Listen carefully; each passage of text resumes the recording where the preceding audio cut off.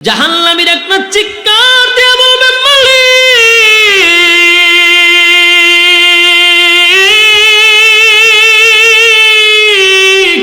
কেমন পানি দিলা গো, কেমন পানি দিলা, কেমন পানি দিলা। এমন পানির কথা তো আপনার কাছে আমি বলি নাই। 1000 বছর ধরে পানি পানি পানি পানি বলে চিৎকার দিলাম। আল্লাহ এমন একটা পানি দিলেন যে ব্যথা বাড়ায়া দিলেন, কষ্ট বাড়ায়া দিলেন, কলিজা ছিদ্র হয়ে গেল, ভিতরের নারী বুড়ি গুলি গলে গেল। কেমন পানি দিলা গো, চিৎকার দেওয়া শুরু করবে। আল্লাহ তখন যে উত্তরটা দিবে সেই উত্তরটা জাহান্নামীর জন্য মানসিক শাস্তি হয়ে যাবে। সে তো তার চিৎকার দিয়ে বলবে, আল্লাহ কেমন পানি দিলেন, কেমন পানি দিলেন, কষ্ট বাড়ায়া দিলেন, ভিতরের তো আর কিছু নাই, নারী বুড়ি গেল গা। আল্লাহ তখন ঠান্ডা মাথায় একটা উত্তর দিবে, জাযাআও উইফাকা। এই উত্তর আসবে। এই উত্তরটা শোনার পরে জাহান্নামীরা মানসিক টেনশনে পড়ে যাবে। গরম পানি পান করার কারণে শারীরিক কষ্ট বেড়ে গেল, আর আল্লাহ যে উত্তর দিছে এটার কারণে মানসিক কষ্টটা তার বেড়ে গেছে, মানসিক কষ্ট বেড়ে গেছে। আল্লাহ কয় জাযাআও উইফাকা। বুঝ বন্দা এখন কেমন লাগে, কথা কি বুঝতেছেন?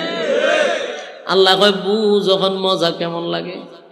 দুনিয়ার জমিনে আমি তোরে ক্ষণস্থায়ী দুনিয়ায় পাঠাইলাম একটা পরীক্ষা দেওয়ার জন্য। বান্দারে তুই পরীক্ষা না দিয়া ফাজলামি শুরু করছস। সময় মাত্র 60 বছর। এই 60 বছর আখিরাতের মাত্র কয়েক ঘন্টা। ওই হিসাব করে আপনারে পাঠাইছে পরীক্ষা দেওয়ার জন্য। এই কয়েক ঘন্টা সময় তুই আকাম কুকাম কইরা পিএইচডি করে বসে রইছস। দুনিয়ায় তোরে দিলাম পরীক্ষার কোনো পরীক্ষা দেওয়ার জন্য। তুই যত আকামের রাজনীতি করলি, যত আকাম কুকামের পিএইচডি করলি, তোরে তো আমি দুনিয়ায় পানি দিছি, ঠান্ডা পানি, গরম পানি, মিষ্টি পানি, শরবত বানায়া খাওয়াইছি, কিন্তু আমার নাফরমানি করলি, আমি আল্লাহর গোলামি করলি না, নবীর তরিকায় চললি না। আজকে আমার কাছে এসে পানি চাস, বান্দারে বহু পানি দুনিয়ায় পান করাইছি, আমার গোলামি করস না। আজকে এখানে আসছ, নে বিষাক্ত পানি আর রক্ত আর পুষ পান কর। নারী বুড়ি সব পায়খানার রাস্তায় বাহির হয়ে গেছে। আল্লাহ কয় এখন বুঝো মজা কেমন লাগে। ভয়াবহ একটা পরিস্থিতি হবে গো, উপায় থাকবে না, উপায় থাকবে না, উপায় থাকবে না, উপায় থাকবে না। মুরব্বী বাবাদেরকে বলি, বিশেষ করে যুবক ভাইদেরকে বলি, ওয়াজ মাহফিলে আমরা আসি সাধারণত দিলটারে নরম করার জন্য, জীবনের সব গুনার উপরে লজ্জিত হইয়া দিনই কথা শুই না বাড়িতে যাওয়ার কথা। আজ ওয়াজ মাহফিলে এগুলা চলে না। এখন অধিকাংশ মাহফিলে বক্তায় 8-10টা গানই গায়। মানুষের দিল মরে গেছে। জাহান্নামের বয়ান শোনানোর কথা ছিল, জান্নাতের বয়ান শোনানোর কথা ছিল, নামাজের কথা বলার দরকার ছিল, সুদের বিরুদ্ধে বলার দরকার ছিল, ঘুষের বিরুদ্ধে কথা বলার দরকার ছিল, মানুষ গুনার থেকে ফিরে আসার কথা ছিল। এখন এই গুনাহ চলে না, এখন চলে বাপ দাদার ইচ্ছা। কাল্পনিক যত কাল্পনিক গল্প, ছড়ি বইয়ের গল্প এখন ওয়াজ মাহফিলে চলে। এর দ্বারায় মানুষের দিলের কোনো পরিবর্তন হয় না, মানুষের দিলটাও নরম হয় না। যাওয়ার সময় একবারও নিজের গুনার উপরে লজ্জিত হয় না। যুবক হাতে পায়ে ধরে বলি, দিলের কান লাগায়া শুনেন, আগামী কালকে চাইলেও আপনি মাহফিলে আসতে পারবেন না, এখানে বসতেও পারবেন না। এটা আপনি আমার জীবনের শেষ মাহফিল হতে পারে রে। এখানেই না, আগামী 1 বছর পরে মাহফিল হবে, 1 বছরে আমি থাকবো না, আপনি থাকবেন, কোনো গ্যারান্টি আছে? আর এখনো যদি বাড়িতে যান, গিয়া সাথে সাথে ঘুমাবেন না সেটাও জানি, মোবাইলে টিপতে টিপতে ফজর পর্যন্ত। তাহলে এখানে বৈশা যদি আমার জীবনের সব গুনার উপরে লজ্জিত হইয়া, জীবনের কৃতকর্মের উপরে মাপ ছায়া আল্লাহর দরবারে তওবা করে বাড়ি যাই, তাহলে জীবন পরিবর্তন হওয়ার সম্ভাবনা আছে না নাই? আমার যুবক ভাইয়েরা, আমি একটা মেসেজই আপনাদেরকে দিয়ে যাব। এটা হলো আমার আয়াতের শুরু অংশ, ইন্নাল্লাযীনা আমানু ওয়া আমিলুস সালিহাতি কানাত লাহুম জান্নাতুল ফিরদাউসি নুজুলা। আল্লাহ রাব্বুল আলামিন বলেন, এই নেক আমল করবি, ঈমান আনবি, ঈমান আনার পরে নেক আমল করবি, আমি আল্লাহ তোরে জান্নাতের মেহমান বানাবো। এটা সাধারণ কথা না, আল্লাহ ওয়াদা দিছে আমাদেরকে জান্নাতের মেহমান বানাবে। শর্ত হলো ঈমান আর নেক আমল। কথা হয় না? ঈমান বলতে কি বুঝলাম একটু আগে বুঝাইছি, যে সুদও খায় নিজের ঈমানদার দাবি করে, ঘুষও খায় নিজের ঈমানদার দাবি করে, এমন ঈমানদার নয়। আরেকজনের জায়গা দখল করে বসে আছে, এরকম ঈমানদার। এমন ঈমানদার নয় রে, সাহাবীদের মতো ঈমান আনতে হবে। সাহাবায়ে কেরাম ঈমানের উপরে অটল থাকছে, ঈমানের পরীক্ষায় তারা উত্তীর্ণ হয়েছে, তাই তো জান্নাতি সার্টিফিকেট দুনিয়াতে পাইয়া লইছে। সুবহানাল্লাহ, দুনিয়াতে জান্নাতের সার্টিফিকেট পাইছে। এমনকি দুনিয়ায় থাকা অবস্থায় তাদেরকে ফেরেশতারা সালাম দিত, অসংখ্য সাহাবীদেরকে আল্লাহ নিজেও সালাম দিছে। কেন জানেন? পরীক্ষায় ফার্স্ট ডিভিশনে পাস। বলুন আমরা ঈমান আনবো কার মতো? সাহাবায়ে কেরামদের মতো ঈমান আনবো। আল্লাহর হুকুম সাহাবীদের মতো পালন করব, নবীর তরিকা সাহাবীদের মতো পালন করব।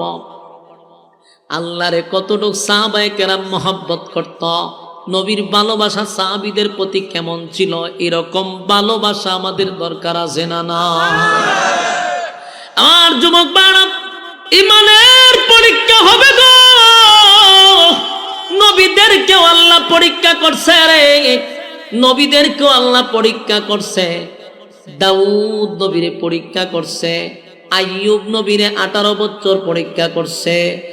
এরপরে জাকারিয়া নবীরে করাতের নিচে টুকরা করে আল্লাহ পরীক্ষা করছে। ইব্রাহিম খলিলুল্লাহরে বারবার পরীক্ষা করছে। নূহ পয়গম্বরে 950 বছর পরীক্ষা করছে। আমাদের নবীর উপর মুসিবত পরীক্ষা গেছিনি? খাদা হয় না? তাহলে নবীদের উপরে যদি পরীক্ষা হয়, তোমারে আর আমারে পরীক্ষা ছাড়া ছেড়ে দিব? পরীক্ষা হবে গো, ঈমানের পরীক্ষা হবে। সাহাবীদের যুগেও পরীক্ষা হয়েছে ঈমান আনার কারণে। ঈমান আনার কারণে তাদেরকেও গরম তৈলের মধ্যে ছেড়ে দিছে, গোশত আলাদা, হাড্ডি আলাদা হয়ে গেছে। এরপরও তারা ঈমান ছাড়ে নাই, ঈমান ছাড়ে নাই, পরীক্ষা দিছে, ঈমানের পরীক্ষা। ফেরাউনের যুগে ফেরাউনের বউ আসিয়া ঈমানের পরীক্ষা দিয়ে জান্নাতে গেল। ফেরাউনের মেয়ের দাসী, মেয়ের চাকর, উনিও কিন্তু জান্নাতে গেছে। সুবহানাল্লাহ। ফেরাউনের কাজের মহিলা যদি জান্নাতে যেতে পারে পরীক্ষা দিয়া, আসিয়া যদি যেতে পারে পরীক্ষা দিয়া, নবী রাসূলগণকে আল্লাহ দিল পরীক্ষা। সাহাবায়ে কেরাম ঈমান আনার কারণে পাইল পরীক্ষা। তুমি আর আমি যদি নিজের ঈমানদার দাবি করি, বলো না আমাদের উপরে পরীক্ষা আছে না? না, পরীক্ষা আছে রে। পরীক্ষা ছাড়া আল্লাহ জান্নাত দিবে না, পরীক্ষা ছাড়া আল্লাহ জান্নাত দিবে না। কত সাহাবীরা ঈমানের পরীক্ষা দিতে গিয়া দুনিয়ায় জান্নাতের সার্টিফিকেট পাইছে। আমার যুবক ভাইয়েরা, আল্লাহর নবীর যুগের সাহাবীরা ঈমান আনার কারণে তারা কিন্তু নির্যাতনের শিকার হইছে। এমনকি নির্যাতনের স্টিম রোলার তাদের উপরে চাপায়া দিছে। এমনকি নির্যাতনের কারণে আমার মালিক অসংখ্য আয়াত নাজিল করে তাদেরকে সান্ত্বনাও দিছে। এত নির্যাতন সহ্য করছে শুধু ঈমান রক্ষার্থে। হযরত বেলাল হাবশী ঈমান আনছে, অপরাধ একটাই, জিহ্বা পর্যন্ত পেরাক মারা হইছে। নাউজুবিল্লাহ। জিহ্বাটারে টান দিয়া প্যারাক মারছে, প্যারাক জানে আল্লাহ আল্লাহ না বলতে পারে। হযরত খাব্বাব রাদিয়াল্লাহু তাআলা আনহু কালো একজন সাহাবী, বেলাল ছিল কালো সাহাবী। এই কয়েকটা কালো আছে আল্লাহর কাছে তাদের বড় দাম। লোকমানে হাকিম একজন কালো, খাব্বাব রাদিয়াল্লাহু তাআলা আনহু উনিও কালো, বেলাল উনিও ছিলেন কালো, কিন্তু এদের দাম আল্লাহর কাছে অনেক বেশি। খাব্বাব রাদিয়াল্লাহু তাআলা আনহু কালেমা পড়ার কারণে ওনার পিছন দিক দিয়া কোনো গোশত ছিল না। গরম গরম গরম কয়লার মধ্যে ওনারে শোয়া রাখত, শরীরের গোশত খসে খসে জমিনে পড়ে যেত। শুধু একবার কালেমা চারার জন্য এত নির্মম নির্যাতন। এরপরও বলছে এক আল্লাহ সুবহানাল্লাহ। হযরত বেলালের গলার মধ্যে রশি লাগাইয়া মদিনার অলিতে গলিতে টেনে টেনে নিয়ে গেল। কালো বিলালটা যেন লাল হয়ে গেছে। একটাই অপরাধ রে, কালেমা পড়ছে। কত নির্যাতন কত নির্যাতন, কিন্তু জবান দিয়া বলছে এক আল্লাহ। ফেরাউনের বউ পর্যন্ত এই পরীক্ষায় উত্তীর্ণ হইল। ফেরাউন না ছিল, নাম ছিল প্যারাক ফেরাউন। কি ফেরাউন? আসিয়া যখন কালেমা চারে না, মুসার আল্লাহর উপরে ঈমান আনছে। ফেরাউন না কয় আমি তুই খোদা, আমার উপরে আবার কেউ খোদা আছে নাকি? আসিয়া রে তুমি কি আমারে খোদা মানো না? আসিয়া কয় কোন অ্যাঙ্গেলে তুই খোদা না, তুই হইলি একটা দুশমন এবং জালেম ফেরাউন। ফেরাউনের মেজাজ গেছে গরমে। ফেরাউন আসিয়ার উপরে নির্যাতন শুরু করল। অপরাধ একটাই, এক আল্লাহর উপরে ঈমান আনছে। আল্লাহ কয় যখন আসিয়ার ঈমানের জজবা বেড়ে গেছে, আমি আল্লাহ আসিয়ারও ছেড়ে দেই নাই, ঈমানের পরীক্ষা নিয়েই জান্নাত দিছি। ফেরাউন আসিয়ারে যখন মারার জন্য ধরল, ফেরাউন না হামাইন্নারে কয় দোস্ত কি করব? হামানে কয় তোর বউরে আগে উলঙ্গ করে দে। নাউজুবিল্লাহ। আসিয়া ছিল লজ্জা, প্রচন্ড লজ্জা পাইত উনি। এত শর্মিন্দা মহিলা ছিল। 4 জন মহিলার মধ্যে আসিয়া একজন। গোটা পৃথিবীতে 4 জন মহিলারে আল্লাহ সালাম দিছের মধ্যে আসিয়া। আর 4 জন মহিলা জান্নাতের শ্রেষ্ঠ মহিলার মধ্যে আসিয়া একজন, ফেরাউনের বউ। আল্লাহর নবী জান্নাতে যাদের সঙ্গে বিবাহ হবে এর মধ্যে একজন হলো আসিয়া। সুবহানাল্লাহ। সেই আসিয়ারে উলঙ্গ করার জন্য হামানে বুদ্ধি দিছে। ফেরাউনে আসিয়ারে উলঙ্গ করার জন্য নিয়ে গেছে। আসিয়া আসমানের দিকে তাকায়, আল্লাহ এতগুলা মানুষের সামনে ফেরাউন আমার ইজ্জত নষ্ট করবে আমার স্বামী হইয়া। এতগুলা মানুষের সামনে আমার উলঙ্গ করবে, আল্লাহ আমার ইজ্জতের হেফাজত আপনি করেন। আল্লাহ বলে জিবরাইল আমার আসিয়া আমার কাছে ইজ্জতের ভিক্ষা চায় রে, জান্নাতের পোশাক আমার আসিয়ার শরীরে লাগায়া দেয়। ফেরাউন এত নির্যাতন শুরু করলো। আসিয়ার হাতে একটা প্যারাক মারছে, কাঠের সঙ্গে লাগায়া দিছে। এইদিকে আর একটা প্যারাক মাইরা কাঠের লগে লাগায়া দিছে। 2 পায়ে 2টা প্যারাক মারছে। এরপরেও আসিয়া ফেরাউনরে খুদা মানে না। ফেরাউন বারবার বলে বিবি রে এখনো সময় আছে, আমারে খুদা মান ছেড়ে দিব। এবার আসিয়া মুখ টুট লড়াইয়া কি যেন বলে। ফেরাউন আসিয়ার কানের টুটের কাছে গিয়া কান লাগাইছে। লাগায়া দেখে আসিয়া আল্লাহ আল্লাহ বলে ডাকতেছে। ফেরাউনের মেজাজ গেছে গরম হইয়া কয় হামাইন্না রে আমার বউরে উলঙ্গ করলেও কালেমা ছাড়ে না। হামাইন্না বুদ্ধি দিছে চামড়া গুলি টেনে টেনে ছিঁড়ে ফেলো, তাহলেই যন্ত্রণা সহ্য না করতে পেরে কালেমা পড়বে। চিন্তা করেন। ফেরাউন আসিয়ার শরীরের চামড়াগুলি টেনে টেনে ছিটতেছে। একটা জীবন্ত মানুষের চামড়া তুললে কেমন লাগবে, কিন্তু আসিয়া আসমানের দিকে তাকায় বলে, মালিক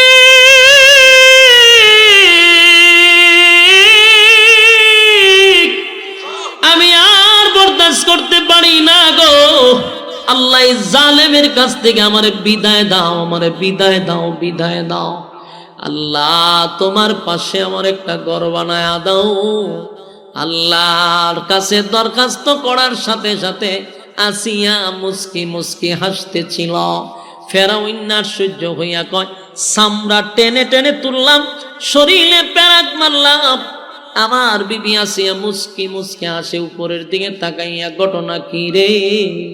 এই মুহূর্তে ফেরাউন না বড় একটা পাথর লইয়া কয়, আসিয়া রে এই মুহূর্তে পাথরটা তোর মাথায় আমি মেরে দিব, মরার সময় মিথ্যা কথা কইস না, ক তুই কেরে মুস্কি মুস্কি হাসস। ফেরাউনের বউ আসিয়া বলে, এই ফেরাউন শুন, আমি আমার আল্লাহর কাছে দরখাস্ত করছি, মালিক তোমার পাশে আমার একটা ঘর বানায়া দাও, জান্নাতের পাশে তোমার পাশে একটা ঘর বানায়া দাও। আমার মালিক আমার জন্য ঘর বানাইয়া আমার চোখের সামনে জান্নাতটা ধরে রাখছে, দেখা দেখা আমি আর লোভ সামলাইতে পারতেছি না, তাই তো মুস্কি হাসতেছি।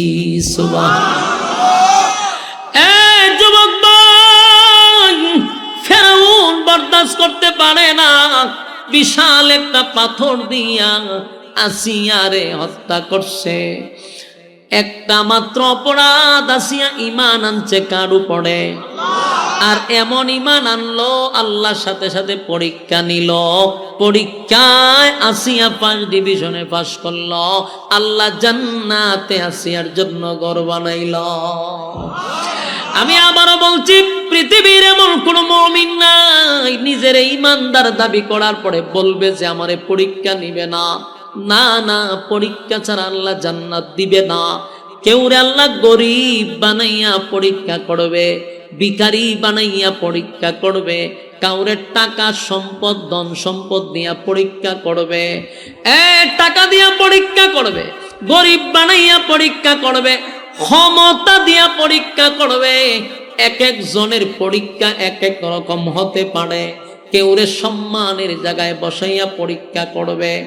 এ গরিব যাদেরকে বানায় আল্লাহ গরিব বানাইয়া পরীক্ষা করে, ওই অবস্থায় তাই কেউ বলবেন আলহামদুলিল্লাহ। ধনী বানাইলে পরে টাকা ধন সম্পদ দিয়ে আল্লাহ পরীক্ষা করে গো। টাকা যদি হয়, ব্যবসা যদি হয়, কোটি কোটি টাকার মালিক হন, বুঝবেন পরীক্ষা শুরু হয়ে গেছে। টাকা কোন কাজে লাগাইতেছেন, কোন খাতে ব্যয় করতেছেন, আমার আল্লাহ পরীক্ষা নিবে। তাই এই টাকা পয়সার হিসাব আল্লাহর কাছে দিতে হবে। টাকা হইছে এমন দিনই প্রতিষ্ঠান করেন, মসজিদ করেন, আল্লাহর রাস্তায় দান করেন, খোদার কসম এগুলা সদকায়ে জারিয়া, মরার পরেও কবরে সব যাইতে থাকে, হিসাব লাগবে না। যদি মন গড়া জিন্দিগি চালান, হিসাব কেমনে দিবেন? আবার কেউরে গরিব বানাইয়া পরীক্ষা করে, আবার কাউরে ক্ষমতা দিয়াও ক্ষমতার চেয়ারে বসাইয়া পরীক্ষা করে। বাস্তব না অবাস্তব? কেউ যদি ক্ষমতা পাইয়া ক্ষমতার অপব্যবহার করে, মনে মনে যদি মনে করে আমি ক্ষমতা পাইছি রে 41 সাল পর্যন্ত সালাম, বলুন এটা কি অপব্যবহার না? ক্ষমতা পাইয়া যদি মানুষের উপরে নির্যাতন শুরু করে দেয়, অকারণে মানুষের উপরে নির্যাতন, কোনো অপরাধ নাই, নির্দোষ মানুষকে আয়না গড়ে, মানুষকে নির্দোষ ভাবে ফাঁসি দেওয়া, মানুষের উপরে হামলা করা, ওয়াজ মাহফিলে বাধা দেওয়া, মাদ্রাসার শিক্ষকদের আলেমদের উপরে বাধা দেওয়া, এরকমটা যদি কেউ করে, বুঝবেন ক্ষমতার অপব্যবহার হয়ে গেছে, তার ক্ষমতার অপব্যবহার। আল্লাহ কয় যারা ক্ষমতা পাইয়া ক্ষমতার অপব্যবহার করছে, যাই না রাত, মরণের পরে শাস্তি। শুধু তাই না, দুনিয়ায় চরম পর্যায়ের বেজ্জতি করে জুতা দা ফিডাই আমি কবরে নিভ। ফেরাউন নমরুদ আল্লাহ তাদেরকেও ক্ষমতা দিছে রে, ক্ষমতা দিছে, ক্ষমতা দিছে। নমরুদরে গোটা পৃথিবীর রাজত্ব দিছিল। নমরুদ রাজত্ব পাইয়া নিজেরে খোদা দাবি করছে।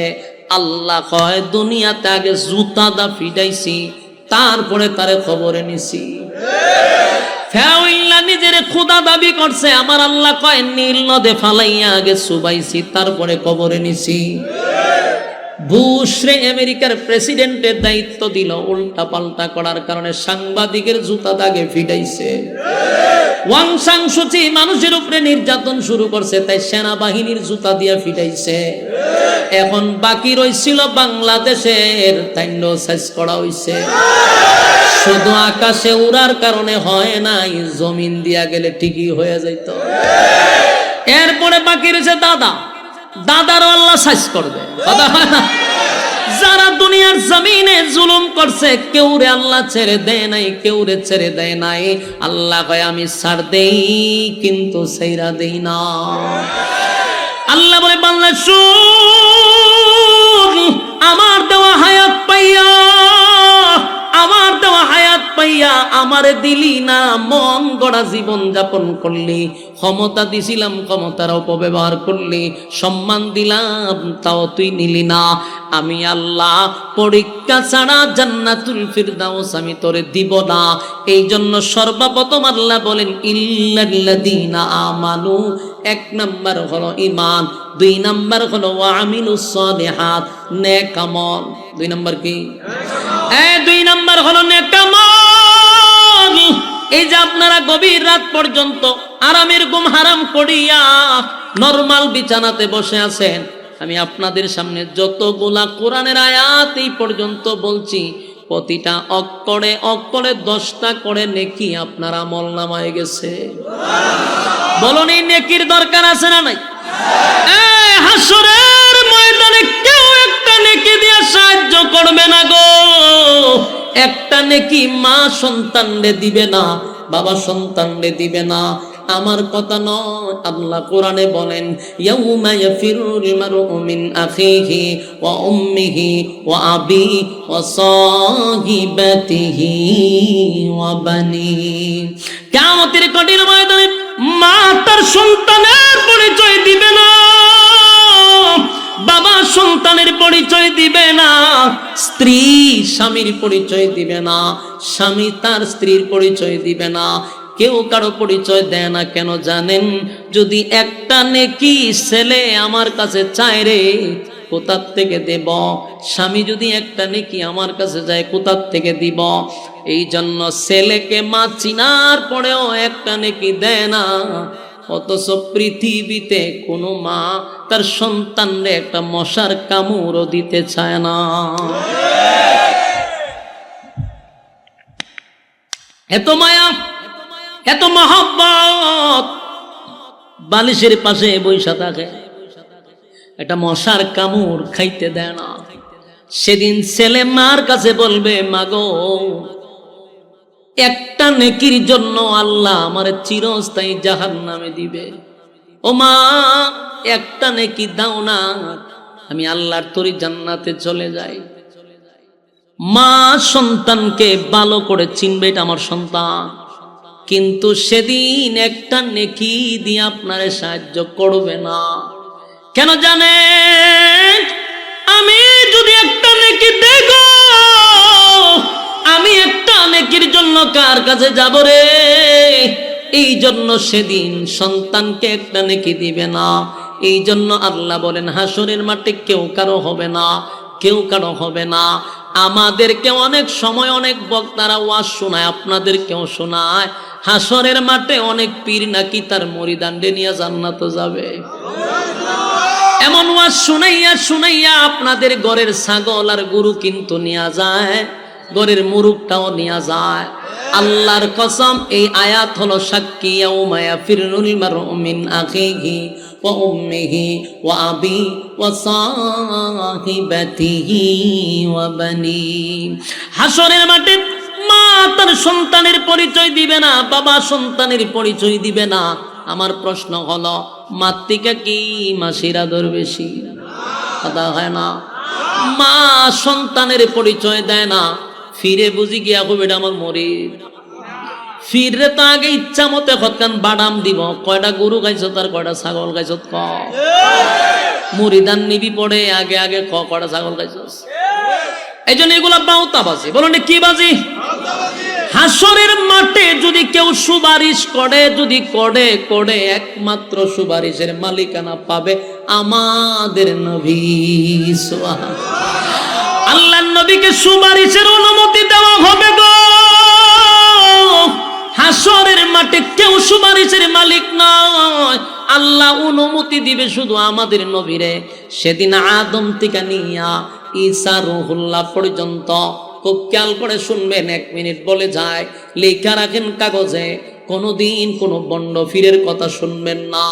আল্লাহ রস্তে বলি, আমার কথাগুলি বালিশের সঙ্গে মাথা লাগায় শুনবেন। কিয়ামত পর্যন্ত আদম থেকে নিয়া ঈসা রুহুল্লাহ পর্যন্ত লক্ষাধিক নবী রাসূল, যেই নবীদের কোনো গুনাহ নাই, যেই নবীরা কোনোদিন গুনাহ করে নাই, তারা মাসুম। আদম নবী পর্যন্ত হাসরের মাঠে আল্লাহর সামনে দাঁড়াইয়া কথা বলার সাহস পাবে না। সেদিন আদম বলবে, ইয়া রাব্বি নফসি নফসি নফসি নফসি। আল্লাহ, আমি আদমের কি উপায় হবে, আমি আদমের কি উপায় হবে। নূহ পয়গম্বর 950 বছর আল্লাহর দাওয়াত দিল। সেই নূহ পয়গম্বর বলবে, ইয়া রাব্বি নফসি নফসি। আমি নূহ পয়গম্বর কি হবে। ইব্রাহিম খলিলুল্লাহ, ইব্রাহিম খলিলুল্লাহ আল্লাহর বন্ধু, সেদিন বলবে, ইয়া রাব্বি নফসি নফসি নফসি। আমার কি উপায় হবে। হাসরের মাঠে অবস্থা এমন ভয়াবহ হবে, আল্লাহর সামনে দাঁড়ায় কথা বলার সাহস কোনো নবীর নাই। পীর ফকির দূরের কথা, যেই নবীদের গুনাহ নাই তারা আল্লাহর সামনে দাঁড়ায় কথা বলতে সাহস পায় না। আর আমাদের দেশের ল্যাংটায় আর জড়ায় বুঝি যাইব বাসাইতো কথা হয় না। এই কথাগুলি বইলা বইলা সরল সোজা মানুষের ঘরের গরুটা লইয়া জায়গা মরুষ, ছাগল লইয়া যায় অরুষ। এগুলার বিরোধিতা আমরা করি বেশি, জন্য আমাদের সমালোচনা বেশি। আমার প্রশ্ন হলো, যেখানে নবী রাসূল আল্লাহর সামনে দাঁড়ায় কথা বলার সাহস পায় না, এখানে পীরের কি ক্ষমতা আছে? কথা হয় না। আর আমি মনে করি বাংলাদেশে যারা পীর ভক্ত, পীরের বিরুদ্ধে আমরা নয়, হক্কানি পীরদের পক্ষে আমরাও পীরের কাছে যাই। তবে এই পীর আর সেই পীর সমান না। আমরা পীরকে মনে করি উস্তাদ, পীরের কাজ হইল শিক্ষা দেওয়া। বলুন পীরের কাজ কি? পীর শব্দটা ফার্সি, এর বাংলা অর্থ যদি আপনি করেন তাহলে এটা শায়েখ অথবা উস্তাদ। উস্তাদের কাজ হইল শিক্ষা দেওয়া, উস্তাদের কাজ নয় গরু ছাগল নেওয়া। কথা হয় না। আর দোয়া যদি চাইতে হয়, দোয়া যদি কবুল করাইতে হয়, পীরের দোয়া কবুল হবে একটা প্রমাণ যদি দিতে পারেন। আর ওয়াজ করব না, আর ওয়াজই করব না। কোরআন এবং হাদিসের দ্বারা একটা প্রমাণ দেন যে পীরের দোয়া কবুল, এটার কোনো গ্যারান্টি আছে। কিন্তু আমি 100%, 1000% গ্যারান্টি দিব, মা বাবার দোয়া কবুল। সন্তানের জন্য যদি মা বাবা দোয়া করে গো, এই দোয়া আমার মালিক ফিরায়া দেয় না। সন্তানের জন্য মা বাপ দোয়া করলে এটা ডাইরেক্ট কবুল হয়ে যায়। সে এত বড় পীর গড়ে তৈয়া মা বাবারে আব্বা কয়া ডাক দেয় না, পীর রে যতবার আব্বা কয়। তোর এত বড় পীর গড়ে বসে রয়েছে, এদের কাছে দোয়া চা, জীবনে দোয়া চায় না। পীরে 1000 মোট করে দিয়ায়, তোর মা বাবার হাতে 500 টাকা দে, 1000 টাকা দে। বাবা বৃদ্ধ হয়ে গেছে, আগের মতো চলতে পারে না, এখন আর ইনকাম নাই। সন্তানের কাছে লজ্জায় অনেক সময় চায় না, পকেটেও টাকা না, 1 কাপ চা খাইতে মনে চায়, অনেক সময় কোনো কিছু আনতে মনে চায়, পকেটে টাকা নাই রে। সন্তান এখন ইনকাম করে, বাবা ইনকাম করতে পারে না।